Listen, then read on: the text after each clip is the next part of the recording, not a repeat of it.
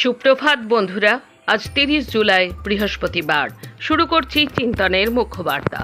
আজকের মুখ্য বার্তার বিশেষ বিশেষ বিভাগগুলি: আন্তর্জাতিক সংবাদ, দেশের সংবাদ, রাজ্যের সংবাদ, বিজ্ঞান ও পরিবেশ সংবাদ এবং খেলার সংবাদ। আন্তর্জাতিক সংবাদ: ইউক্রেনের চরনোমারাস্ক বন্দরের কাছে কৃষ্ণ সাগরে পণ্যবাহী জাহাজে ক্ষেপণাস্ত্র এবং ড্রোন হামলা হয়েছে, এমনই জানিয়েছে Forward Seamen's Union of India. নাবিকদের ওই সংগঠনটি জানিয়েছে এমভি আমির 1 নামে একটি পণ্যবাহী জাহাজে হামলা চালানো হয়েছে। জাহাজটিতে 13 ভারতীয় নাবিক সহ মোট 15 জন রয়েছেন। পরিস্থিতি অত্যন্ত উদ্বেগজনক বলে জানিয়েছে সংগঠনটি। এফএসইউআই সংগঠনটি জানাচ্ছে, জাহাজের মধ্যে নাবিকরা আটকে রয়েছেন, তারা অত্যন্ত উদ্বেগে দিন কাটাচ্ছেন। নাবিকের সংগঠনটি তাদের এক্স হ্যান্ডেলে জানিয়েছে, এমভি আমির 1 নামে জাহাজটি বর্তমানে ইউক্রেনের বন্দরের কাছে নোঙর করেছে। জাহাজে 13 জন ভারতীয় নাবিক রয়েছে, তাদের জীবন সংশয়ের আশঙ্কা রয়েছে। ইউক্রেন যুদ্ধে পক্ষ না নেওয়ার প্রতিহিংসায় রাষ্ট্রসংঘের ফ্রান্স প্রতিনিধির বক্তব্য বয়কট করে বেরিয়ে গেলেন মার্কিন প্রতিনিধি। ইউক্রেনে রাশিয়ার যুদ্ধ নিয়ে সোমবার জাতিসংঘ নিরাপত্তা পরিষদের বৈঠকে ফ্রান্সের প্রতিনিধি বক্তব্য দেওয়ার সময় যুক্তরাষ্ট্রের কূটনীতিকরা বৈঠক থেকে বেরিয়ে যান। সোমবারের এই ঘটনার 2 দিন আগে রাষ্ট্রসংঘের মানবাধিকার বিষয়ক প্রধান ফলকার তুর্ককে 4 বছরের মেয়াদ নবায়নের প্রস্তাবে ওয়াশিংটনের ভোট না দেওয়াকে ঘিরে মার্কিন ও ফরাসি কর্মকর্তাদের মধ্যে অনলাইনে বাকবিতণ্ডা হয়েছিল। জেনেভায় ফ্রান্সের রাষ্ট্রসংঘ মিশন শনিবার লিখেছে, যুক্তরাষ্ট্র আর মানবাধিকারের আলোকবর্তিকায় নেই। তারা আন্তর্জাতিক অঙ্গন থেকে বিচ্ছিন্ন হয়ে উত্তর কোরিয়া, নিকারাগুয়া, মালি ও রাশিয়ার সঙ্গে এক লাইনে দাঁড়িয়েছে। গত ফেব্রুয়ারি মাসে ইরান যুদ্ধ শুরু হওয়ার পরে পর্যন্ত 600 জনের বেশি মার্কিন সেনা আহত হয়েছেন। সম্প্রতি প্রকাশিত নতুন তথ্যে যুদ্ধাহত সেনার এই বড় সংখ্যাটি জানা গেছে। নতুন হিসাব অনুযায়ী এখনও পর্যন্ত 624 জন মার্কিন সেনা আহত এবং 18 জন নিহত হয়েছেন। মার্কিন প্রতিরক্ষা দপ্তর গত রবিবার হতাহতদের সঠিক হিসাব রাখতে একটি নতুন রিপোর্টিং পদ্ধতি চালু করেছে। ফিউরি এবং ওভারসিজ অপারেশন এই 2 ভাগে বিভক্ত করা হয়েছে, কিন্তু নতুন এই পদ্ধতি চালুর পর থেকে তথ্য লুকানোর চেষ্টা ও অস্বচ্ছতার গুরুতর অভিযোগ উঠেছে।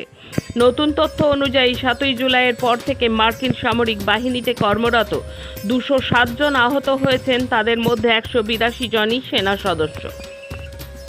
উত্তর ইরাকে কুর্দি নিয়ন্ত্রিত খরমোর গ্যাস ক্ষেত্রে ড্রোন হামলা চালানো হয়েছে। ইরানের রাষ্ট্রীয় সংবাদ মাধ্যম IRIB এমন দাবি করেছে। এই গ্যাস ক্ষেত্র থেকে ওই অঞ্চলের অধিকাংশ বিদ্যুৎ কেন্দ্রে গ্যাস সরবরাহ করা হয়। IRIB জানিয়েছে, উত্তর ইরাকের কুর্দি অধ্যুষিত অঞ্চলের সুলাইমানিয়ায় অবস্থিত ওই গ্যাস ক্ষেত্রে সোমবার শেষ রাতের দিকে হামলা চালানো হয়। প্রায় একই সময়ে 200 কিলোমিটার দূরে কুর্দি শাসিত অঞ্চলের রাজধানী এরবিলেও বিকট বিস্ফোরণে খবর পাওয়া যায়। বিস্ফোরণের মুহূর্তে কিছু ভিডিও সামাজিক যোগাযোগ মাধ্যমেও ছড়িয়ে পড়েছে। মেক্সিকোর রাজধানী মেক্সিকো সিটিতে গুলির ঘটনায় 1 জন নিহত এবং অন্তত 2 জন আহত হওয়ার খবর পাওয়া গেছে। 3 বছর আগে পাকিস্তানের সঙ্গে হওয়া প্রতিরক্ষা চুক্তি অনুমোদন করল কুয়েত। ফ্রান্সের বোর্দো শহরের খুব কাছে পৌঁছে গেল দাবানল। সতর্কবার্তা এলো মেয়রের কাছ থেকে। 7.1 মাত্রায় ভয়ঙ্কর ভূমিকম্পে কেঁপে উঠল জাপান, জারি হলো সুনামি সতর্কতা। আসছি দেশের খবরে। ছাত্র আন্দোলনের গণ্ডি পেরিয়ে এবার কৃষক ও যুবকদের সঙ্গে যৌথ মঞ্চ করার উদ্যোগ নিল ককরোচ জনতা পার্টি। সেই লক্ষ্যেই মঙ্গলবার দিল্লিতে রাকেশ টিকাইতের সঙ্গে বৈঠক করেন সংগঠনের প্রতিনিধিরা। সেখানে উপস্থিত ছিলেন সিজেপির মুখপাত্র আশুতোষ রানকা সহ অন্য নেতারা। ভারতীয় কিষাণ ইউনিয়নের প্রতিনিধি প্রশ্নপত্র ফাঁস এবং পরীক্ষায় দুর্নীতির অভিযোগে টানা 36 দিনের আন্দোলন স্থগিত করার কয়েকদিনের মধ্যেই এই বৈঠক যথেষ্ট তাৎপর্যপূর্ণ বলে মনে করা হচ্ছে। এর মাধ্যমে শিক্ষা সংক্রান্ত দাবির বাইরেও আন্দোলনের পরিধি বাড়ানোর ইঙ্গিত মিলেছে। এদিকে কর্ণাটকে আবার কৃষকরা চাইছেন ছাত্র সমাজের সমর্থন। বুধবার তারা ঘোষণা করেছে, জমি অধিগ্রহণের সিদ্ধান্ত প্রত্যাহারে সরকারকে বাধ্য করতে তারা জেনজি অর্থাৎ তরুণ প্রজন্মকে পাশে পেতে চান। কৃষক বিদ্রোহের রণক্ষেত্র ভূপাল। ন্যূনতম সহায়ক মূল্যে গ্রীষ্মকালীন মুগ ডাল ফসলের 100% সরকারি সংগ্রহের দাবিতে পথে নেমেছেন কৃষকেরা। বুধবার তৃতীয় দিনে সেই আন্দোলনে উত্তাল তরঙ্গ শেষে 19টি কৃষক সংগঠনের ব্যানারে হাজার হাজার কৃষক রাজধানী অভিযান অব্যাহত রেখেছেন। তারা বুধিনী এবং নর্মদাপুরম থেকে যাত্রা শুরু করেছিলেন। বুধবারও ভূপাল কার্যত অবরুদ্ধ। বিক্ষোভকারী কৃষক দীপক জাট জানিয়েছেন, তৃতীয় দিনে প্রশাসনের সঙ্গে আলোচনা এখনো নিষ্পত্তিহীন। যতদিন না সরকার গুরুত্ব দেবে, দরকারে তারা 1 মাসও রাস্তায় থাকতে প্রস্তুত। সাবেকি টোকেন ব্যবস্থা সংস্কার করা, নয়তো পুরনো বন্টন ব্যবস্থা আবার ফিরিয়ে আনার দাবি জানাচ্ছেন আরেক কৃষক নেতা সন্দীপ গৌড়। দিল্লির তালকোটরা স্টেডিয়ামে মহতী সমাবেশ, দেশব্যাপী লড়াইতে নামছেন শ্রমিক কৃষকেরা। সরকারের শ্রমিক ও কৃষক বিরোধী এজেন্ডার বিরুদ্ধে সর্বস্তরের লড়াইতে প্রস্তুত হচ্ছেন দেশের শ্রমিক কৃষকেরা। বুধবার 29শে জুলাই নয়াদিল্লির তালকোটরা স্টেডিয়ামে শ্রমিক ও কৃষকদের মহতী জাতীয় সম্মেলন থেকে এই ঘোষণা করা হয়েছে। এই উপলক্ষে এদিন এখানে কেন্দ্রীয় ট্রেড ইউনিয়নগুলি এবং সংযুক্ত কিষাণ মোর্চার বিশাল সমাবেশ সংগঠিত হয়। সেখান থেকে যৌথ ঘোষণাপত্র গৃহীত হয়। এর আগে মঙ্গলবার 28 জুলাই সংযুক্ত কৃষক মোর্চার জাতীয় সম্মেলন থেকে এই আন্দোলনের প্রস্তুতির রূপরেখা রচিত হয়। এতে ভারত মার্কিন বাণিজ্য চুক্তিকে সর্বশক্তি দিয়ে প্রতিহত করার সিদ্ধান্ত নেওয়া হয়। উড়িষ্যার বিজেপি সরকার পরিচালিত ফুলবনী মেডিকেল কলেজ ও হাসপাতালের নাম স্বামী লক্ষ্মণানন্দ সরস্বতীর নামে রাখার প্রস্তাব করেছে। এই প্রস্তাবের তীব্র বিরোধিতা করেছে 4টি বামপন্থী দল। 4 বাম দল দাবি করেছে এর পরিবর্তে বিশিষ্ট আদিবাসী স্বাধীনতা সংগ্রামী চাকরা বিশি নামে প্রতিষ্ঠানটির নামকরণ করা হবে। ছাত্ররা সন্ত্রাসবাদী নয়, ছাত্রদের ওপর হয়রানি বন্ধ না হলে সরকার বদলে দেব, হুঁশিয়ারি ককরোচ জনতা পার্টির। হট্টগোলের মধ্যেই ধ্বনি ভোটে পাশ হলো প্রশ্ন ফাঁস সংশোধনী বিল। দিল্লির একে গোপালন ভবনে পুলিশের হানা, সংসদে সোচ্চার বিরোধীরা, ঐশীর বিরুদ্ধে পরোয়ানা আপাতত স্থগিত। ডিসিপি রাজা বানশিয়ার নির্দেশেই যন্তর মন্তরে বিক্ষোভকারীদের বিরুদ্ধে লাঠিচার্জ এবং কাঁদানে গ্যাস চালানো হয়েছিল। নানা প্রতিশ্রুতি দেওয়ার পর নাড্ডার দম্ভভরা উক্তি, ছাত্র আন্দোলনে নামলে পুলিশের মার তো খেতেই হবে। এখন রাজ্যের খবর। মালদহের আদিনা মসজিদ ঘিরে বিভ্রান্তি ছড়াচ্ছে বিজেপি ও আরএসএস। তাদের বিরুদ্ধে ব্যবস্থা নিতে হবে প্রশাসনকে। কোনো উস্কানির ফাঁদে পা না দেওয়ার আহ্বান জানিয়ে এই দাবি তুলেছে সিপিআইএম।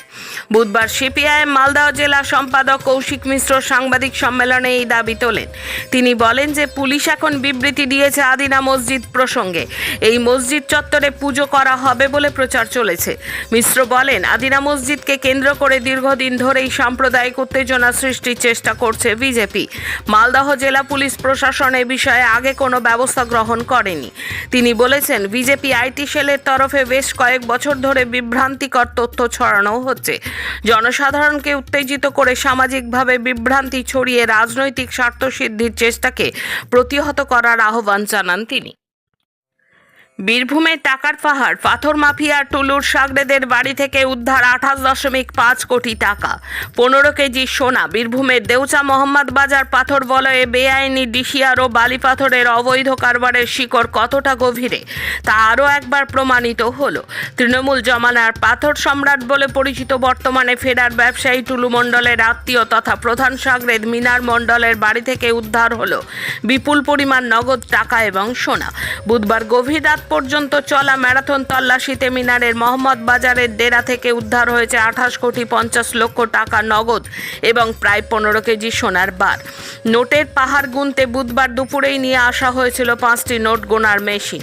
উদ্ধার হওয়া টাকা নিরাপদে থানায় নিয়ে যাওয়ার জন্য আনা হয় 5টি বড় লোহার ট্রাঙ্কও। স্থানীয় সূত্রে খবর, বিধানসভা নির্বাচনের পর রাজ্যের রাজনৈতিক সমীকরণ বদলাতেই অন্তরালে চলে যায় বীরভূমের পাথর ও বালির অবৈধ কারবারের বেতাজ বাদশা টুলু মণ্ডল ওরফে নিজামুদ্দিন মণ্ডল। ভোট পরবর্তী হিংসার মামলা থেকে শুরু করে একাধিক ডেরায় বেআইনি বালি স্তূপ বাজেয়াপ্ত হওয়ার পর থেকেই সে পুলিশের চোখে অধরা। অভিযোগ, বছরের পর বছর ধরে পাথর থেকে রাজস্ব আদায়ের নামে নকল চালান বা জাল ডিসিআর ছেপে প্রতিদিন কোটি কোটি টাকা কামাতো টুলু। সেই লভ্যাংশের একটা বড় অংশ নিরাপদে রাখার জন্য সে ঢাল হিসেবে ব্যবহার করত আত্মীয় মিনার মণ্ডলকে। প্রশাসন ও পুলিশের একাংশ তো বটেই, রাজনৈতিক মহলের বহু প্রভাবশালী ব্যক্তির কাছে এই সিন্ডিকেটের মাসোহারা পৌঁছত বলে তীব্র গুঞ্জন রয়েছে। খড়গপুর আইআইটির ক্যাম্পাস থেকে এক অধ্যাপকের ঝুলন্ত দেহ উদ্ধার করা হয়েছে। ইলেকট্রিক্যাল ইঞ্জিনিয়ারিং বিভাগের সহকারী অধ্যাপক ছিলেন দীপক রেড্ডি পুল্লুগুরম। এসেছিলেন হায়দ্রাবাদ থেকে। কর্মসূত্রেই আইআইটি ক্যাম্পাসের কোয়ার্টারে থাকতেন তিনি। বুধবার বেলার দিকে কোয়ার্টারে তার ঘর থেকেই তার দেহ উদ্ধার করা হয়েছে। কিভাবে তার মৃত্যু হলো, এটি আত্মহত্যার ঘটনা নাকি নেপথ্যে অন্য কোনো কারণ রয়েছে, পুলিশ তা খতিয়ে দেখছে।